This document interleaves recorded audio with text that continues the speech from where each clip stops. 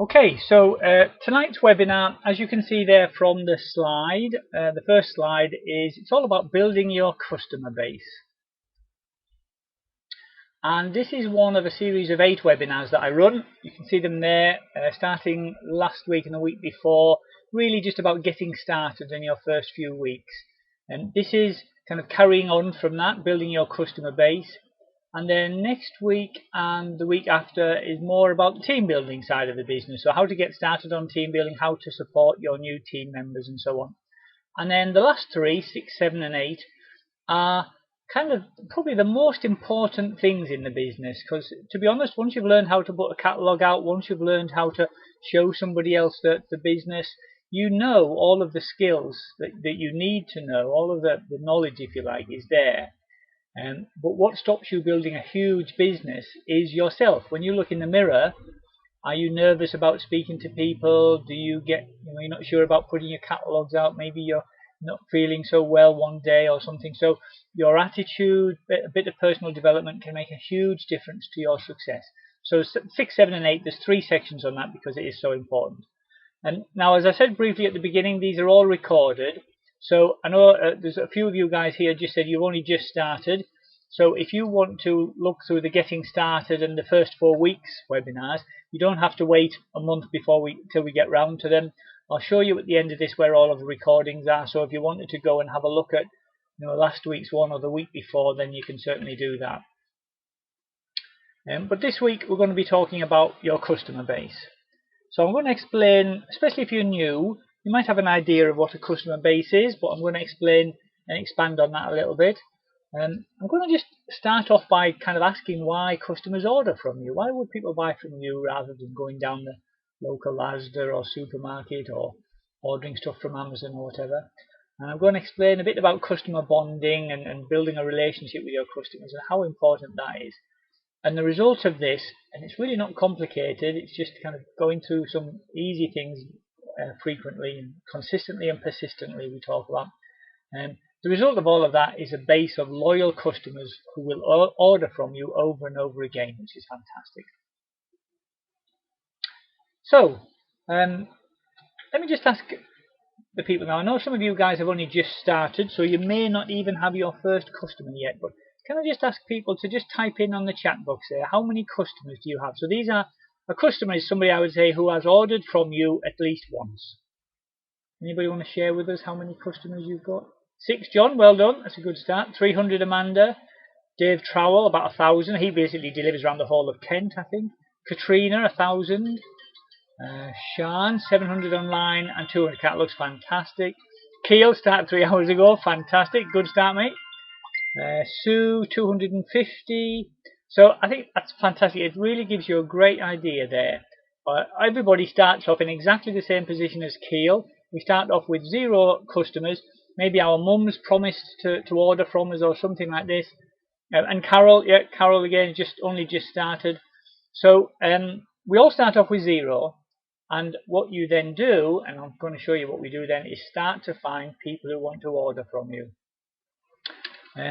So let me kind of explain how your first few weeks and months are likely to go. And this is true. The slides that I've got here primarily talk about the catalogue side, but I'm going to kind of introduce the Facebook side, the online selling side as well, because I know a lot of people are joining just to do the Facebook side and then maybe do a bit of catalogues alongside it.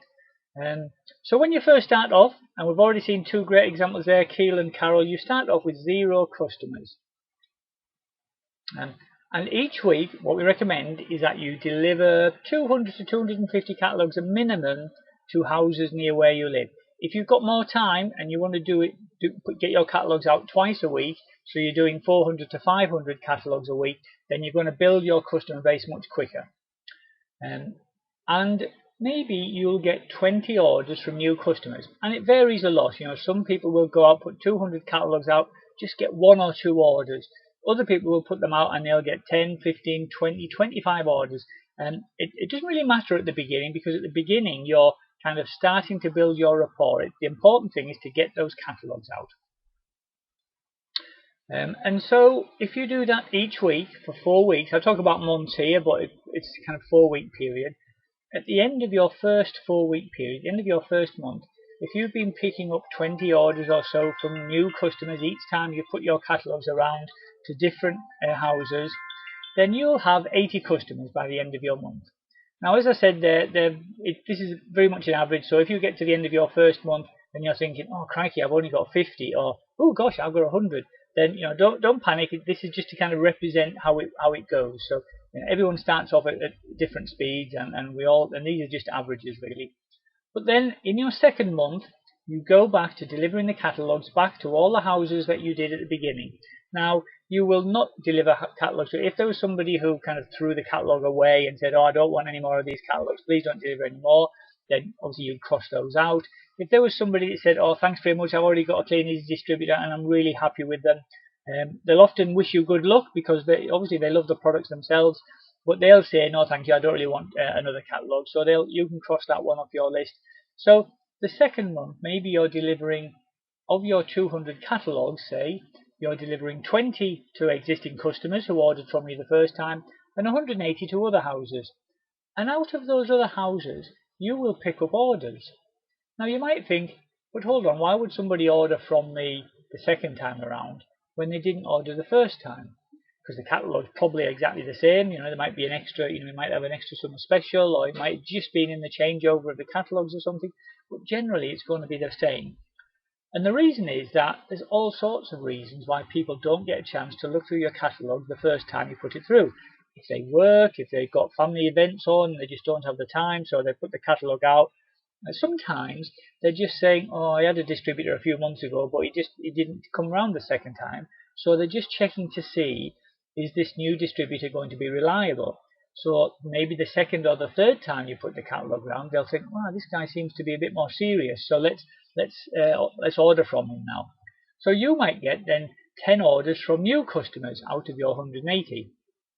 You've already got 20 customers on this particular week, so again you're getting, if you like, 20 customers plus an extra 10 each time you go out with your catalogues. So by the end of your second month, you might have 120 customers. And each week you're delivering maybe 30 catalogues to customers and about 170 or more to other houses. Again, you've been to them in the past, they just haven't ordered from you yet. And again, you'll get orders from people who didn't order from you the first or the second time. So all you can do really then is carry on doing this. Keep delivering to people. Anybody who says I don't want any more, then cross them off your list. But just because somebody doesn't look at the catalogue or just because they don't order from you, keep delivering to them. So at the end of month 4, you might have 160 customers there. And so now, out of your 200 catalogues, hopefully you can see the pattern building up here. You're gradually delivering more and more of your catalogues to customers and less of them to people who haven't yet ordered from you. And you can carry on doing this for as long as you like. We recommend keep going back to the same houses, even if they haven't ordered from you yet, for 6 times. Because what you'll find, and I'll explain about this a bit more in a moment, just because somebody doesn't order from you for 6 months, when they do order, you'll find they start ordering from you a lot more frequently. It's not just, oh, this is the sort of person who's only going to order once every 6 months, is it worth my while? So, as I've said earlier, if you have somebody who says, oh, thanks very much, but I don't want a catalogue, or if they're just constantly throwing it away, then you cross those people off your list. If you keep putting your catalogue through the door of somebody who doesn't want one, they're just going to get frustrated and you're just going to lose catalogues. So you're just wasting their time and your time. As I said there, after 6 deliveries to each house, so this could easily take you 6 months, at that point, you've got some decisions to make.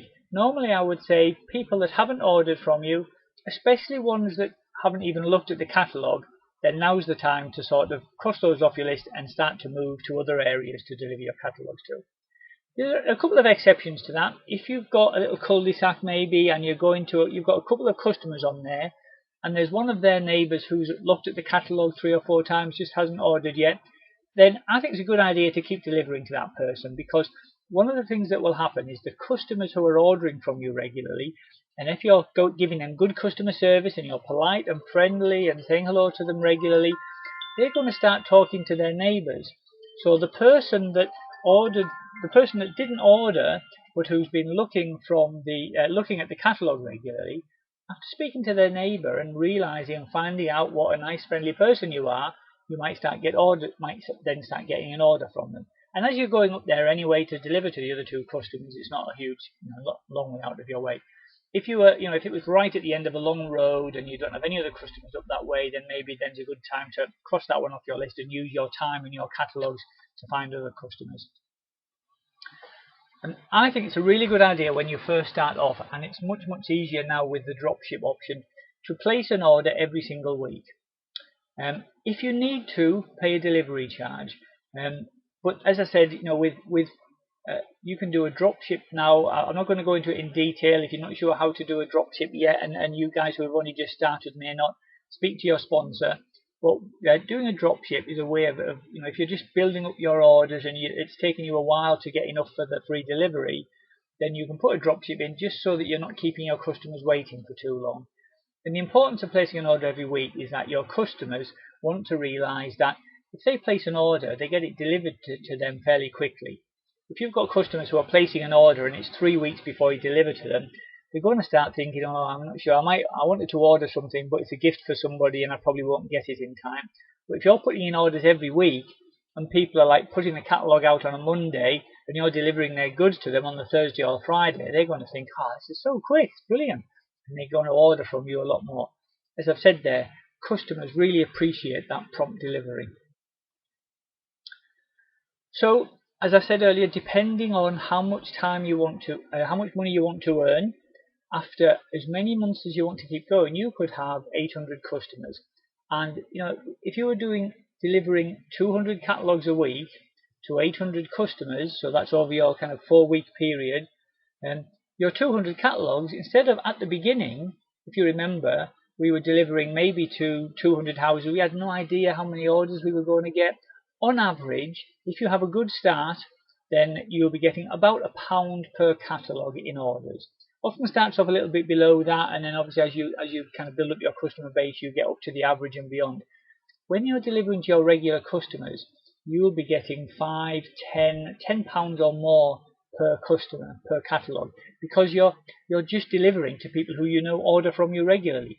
So you become so much more efficient, and once you're at this point where you're only delivering to your customers, it's just it's such a good use of your time, and all that hard work that you put in to get yourself to this point, this is where you'll get your rewards. And this is what I've said here. This is what you would call your customer base. When you're just delivering to people who've ordered from you in the past, this is what you would call your customer base. And basically, there's lots of benefits to this. Partly, obviously, the money you earn for the same amount of time, but also you just have fewer bad pickups. You lose hardly any catalogues because you're only delivering to people who put your catalogue out regularly and who order from you regularly. So it's a great place to get to.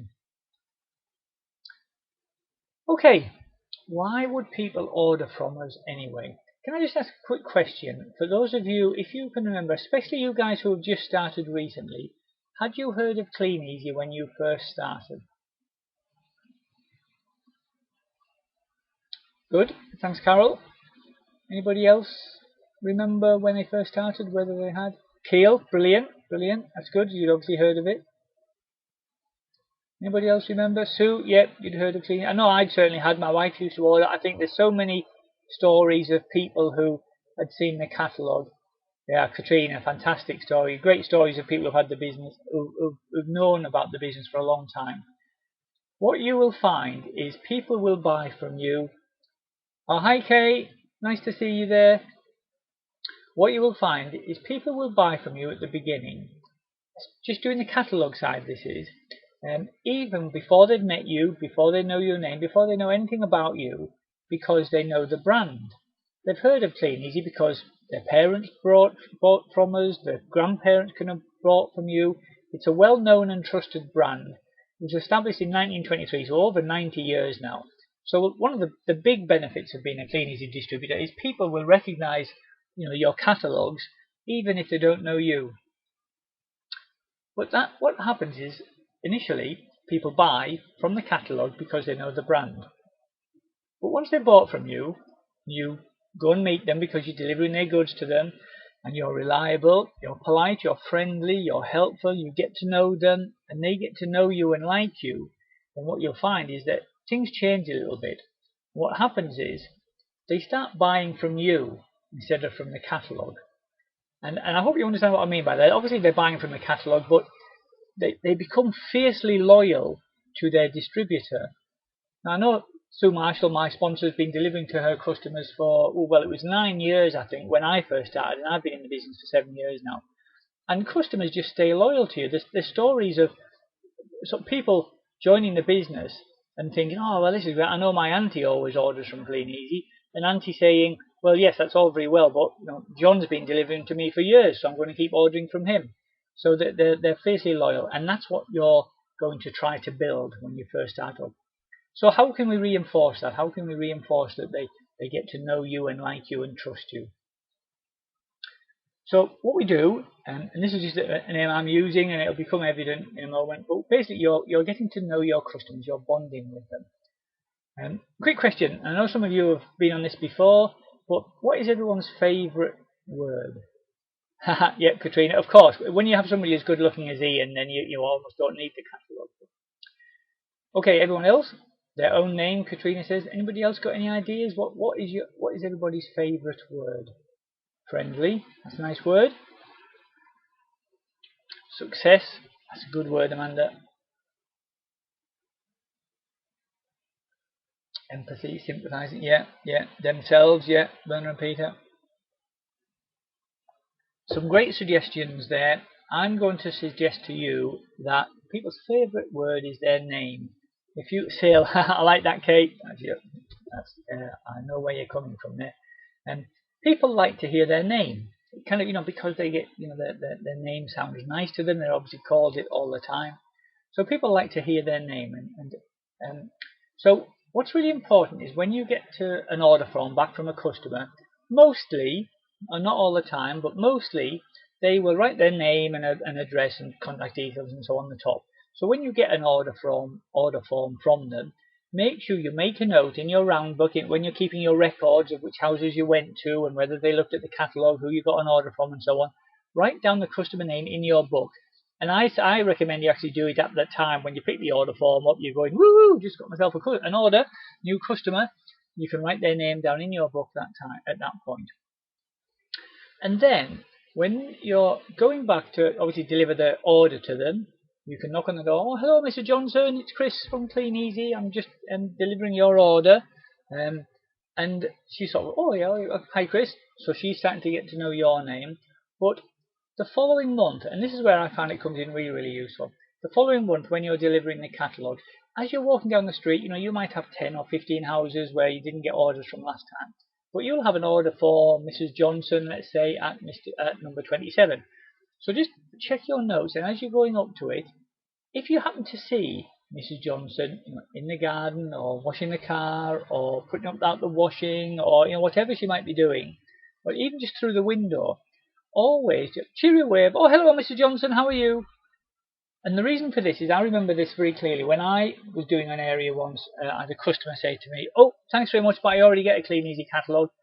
And I knew that I delivered to her a month earlier and got an order from her. And that was the first time I got an order from her. So I was thinking, maybe she just doesn't recognise me or remember me. So I just sort of said, oh, hello, Mrs. It was actually Mrs. Johnson. Hello, Mrs. Johnson. It's me, Chris. I delivered to you last month. And she said, oh, hi, Chris. So I didn't recognise you there. I do apologise. And took the catalogue from me. It would have been easy if I wasn't sure who I was delivering to just think, there must be another distributor in the area. Okay, I better cross this person off my list and move on. And I might never have delivered a catalogue to that customer again. So just by kind of checking their name, saying hello, getting to kind of remember their name as you're getting to know them, you'll find that really, really powerful.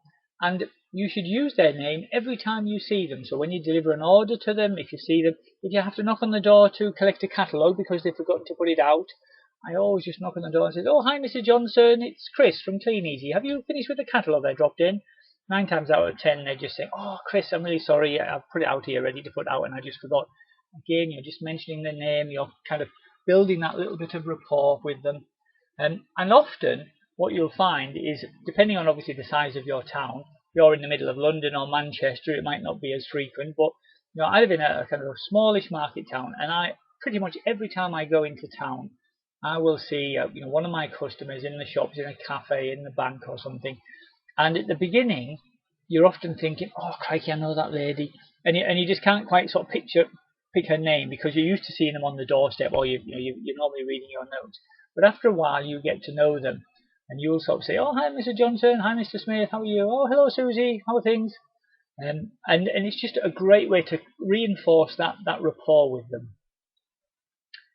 Another good thing to do is you will learn things about your customers. So, for example, when I'm delivering orders to my customers, I always ring them up before I go to deliver the order just to say, hi, Mr. Johnson, it's Chris from Kleeneze. Is it convenient to bring your order round?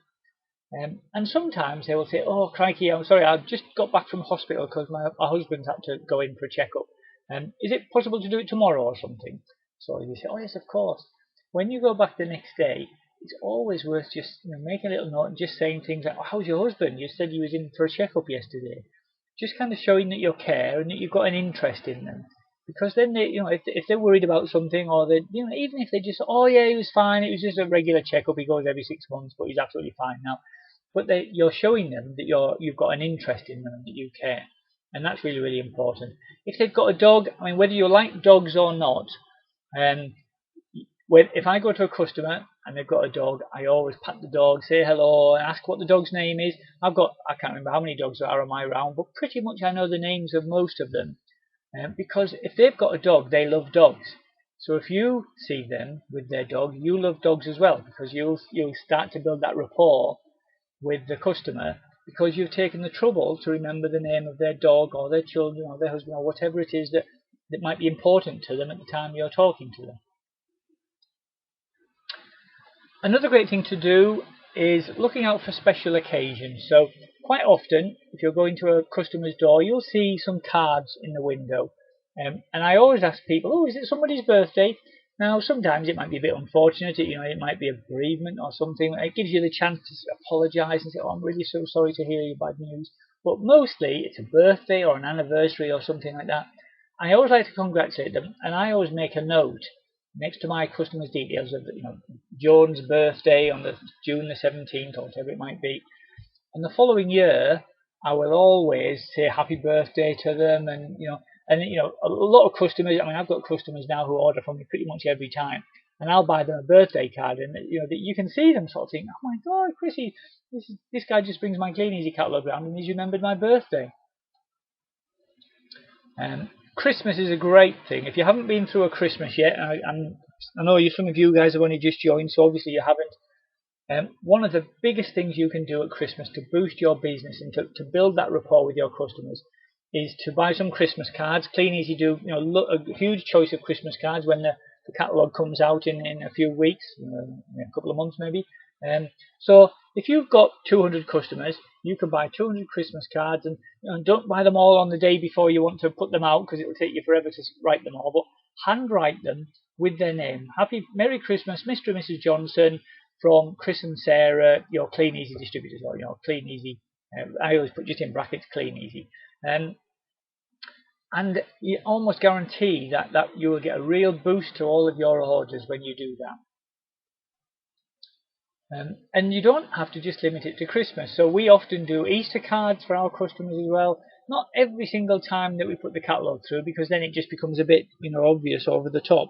But every time there's some kind of event. So as I say, probably about 3 times a year, a birthday, Christmas, Easter, something like that, we'll put cards through. And I guarantee you'll get a boost to your orders by doing that. And one year, when Kleeneze did the 90th anniversary, so 3 years ago now, my wife Sarah baked these little biscuits. You can kind of see a picture of them there. Just little shortbreads with kind of chocolate icing on the top, and she did the number 90 on them. And with everybody's catalogue, we popped one of those through, and we got loads and loads of orders back. It was one of these periods where pretty much every single customer ordered every single time we put the catalogue through. I couldn't believe it. And there was one lovely old lady who said, oh, Chris, that was so kind of you putting that biscuit through. How did you know it was my 90th birthday? And we had a good laugh over it because it obviously turned out she was born in 1923, in the same year that Kleeneze started. So that was just a great example of a little bit of kind of rapport and bonding that you can build with your customers. And what happens when you do all of that, you get a pile of customers that know you and like you and trust you, and they'll order from you over and over again. You get lots of regular orders, and oops, sorry. And you just and apart from anything else, it's just so enjoyable going around meeting your customers, because when you first start off, sometimes it can be a bit scary. You're not quite sure who's behind each door. You get the odd grumpy so and so who says, "Oh, I don't want one of your catalogs, thank you." But after you're doing your customer base, you're only delivering to the lovely people who are ordering from you, and they're all nice because the grumpy ones are not ordering. So it's, getting to your customer base is such a lovely place to be, because you've got lots of lovely people that you deliver to, and as I've said, there are lots of regular orders. Okay, so coming towards the end now, guys, just wrapping up what we have covered. So I talked a bit about what is a customer base, and I explained a bit about why customers order from you at the beginning from their catalogue, but once they get to know you, you'll find a customer that maybe only ordered after 6 times, then suddenly starts ordering, twice, three, every fourth, every third time you put the catalogue through, just because they know you and like you. And that customer bonding, as I say, lots of little things there, cards, remembering their names, remembering names of husbands, or the little Jimmy's been poorly, or anything like that, just builds up a great rapport with your customers. And then the result of all of that is this base of loyal customers. Okay, so just about finished now. The weekly webinar next week is getting started on team building. So if you're interested in that, please join us. Even if you're not, it would be great if you could join us. You never know, there might be something in there that make you think, oh, I might give that a go. And I did say at the beginning that these are all recorded, so bear with me a moment. I'm just going to turn off the recording of this one.